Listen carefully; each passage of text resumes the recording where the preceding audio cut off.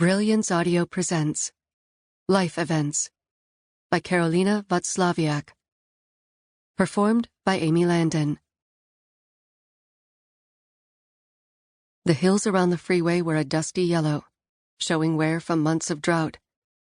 Winter rains hadn't settled in yet, and the last few years had been absent any significant storms. I was not good at having confrontations, so I was fleeing again.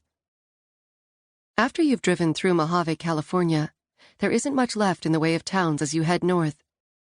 An airplane graveyard sparks up from the dry brush a few miles out, where pickup trucks with "Don't Tread on Me" stickers drive fast on narrow roads.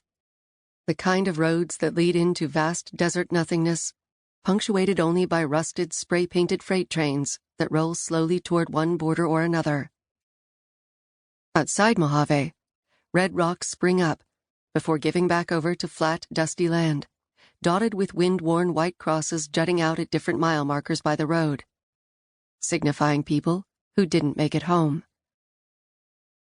This emptiness, of places long past their boom, mining towns and turn-of-the-century company towns, felt comfortable to me. I looked for burned-out ghost towns next to long-shuttered convenience stores, because I liked to think about the limitations of what someone's imagination could build out here. I stopped at one such relic on my drive, enticed by a sign that looked newer than anything else alongside the road, announcing, "Frog balls for sale." The store's glass doors were grimy and locked, the shelves dusty and half-filled with faded boxes of Hamburger Helper and milky-hazed jars of what I could only assume were floating frog balls.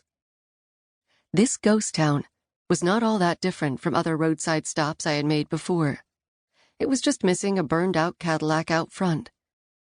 Here, freestanding motel bungalows with broken-down doors lined the two-lane road, evidence of a simpler time. One such bungalow had been converted into a bar, with a rotting piano inside, with bottles strewn across tables and yellowed American flags serving as both window dressing and curtains to diffuse the light. It was the kind of place that looked like bad things happened there, both when it was up and running, and now. Evelyn was not a mistake. I repeated this a few times as I walked through the bungalows. Each time I changed how I emphasized my name.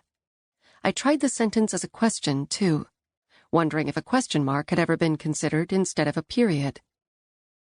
It was a sentence my husband, Bobby, had written on the third page of his journal.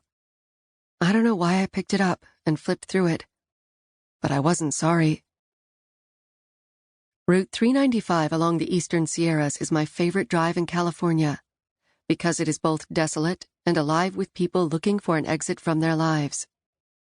I had done it before, alone and not, a number of times, and was always charmed by the seeming lawlessness of this stretch of California.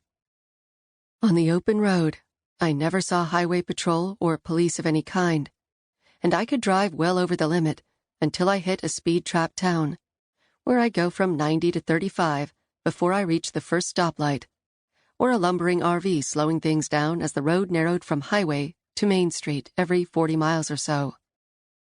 I always found someone to pace with on my drive, usually a pickup truck or some other loner to align myself with.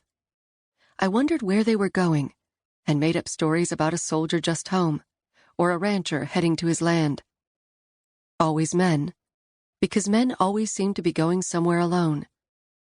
The women I saw were part of family units, passengers in SUVs or drivers for packs of sporty children. I didn't often see women like me, women heading to an unknown destination, alone. On my drive this time, near the turnoff to a gas station, a motorcyclist entered the highway.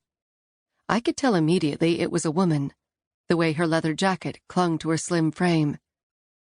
She and I drove side by side for miles, and I made up stories about her, tried to answer what might be in the small pack she had tied to the back of the bike, what color her hair was under her helmet, if we were close in age or not, and where she was going, and if there was anything stopping her from riding away from her life forever.